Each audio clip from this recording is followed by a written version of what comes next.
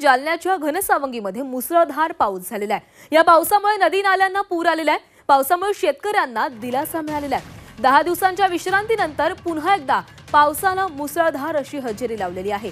या पावसामुळे नदी नाल्यांना पूर आलेला आहे। जालन्याच्या घनसावंगीमध्ये मुसळधार पाऊस बरसतोय। यामुळे शेतकऱ्यांना काहीसा दिलासा मिळालाय, कारण 10 दिवसांच्या विश्रांतीनंतर पुन्हा एकदा पावसानं हजेरी लावली आहे। राज्यभरामध्ये पावसानं पुन्हा एकदा हजेरी लावलेली आहे। जालन्याच्या घनसावंगीमध्ये देखील मुसळधार पाऊस बरसतोय।